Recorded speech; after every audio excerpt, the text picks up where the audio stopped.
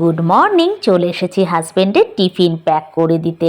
আর যখনই হাজব্যান্ড বাচ্চার জন্য আমি সকালবেলায় উঠে এরকমভাবে কিছু বানিয়ে টিফিন বক্সে ভরি, আর আমি ভাবি আমি নিজের জন্য কতটা কেয়ারলেস ছিলাম।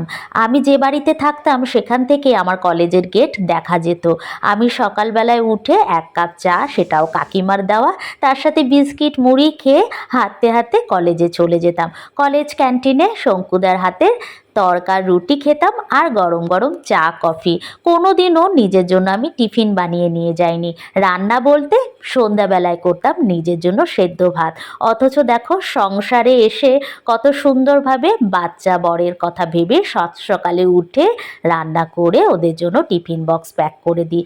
আমরা কেন নিজেদের জন্য ভাবি না জানি না। প্রত্যেকটা মেয়ের না নিজেকে যত্ন নেওয়া উচিত।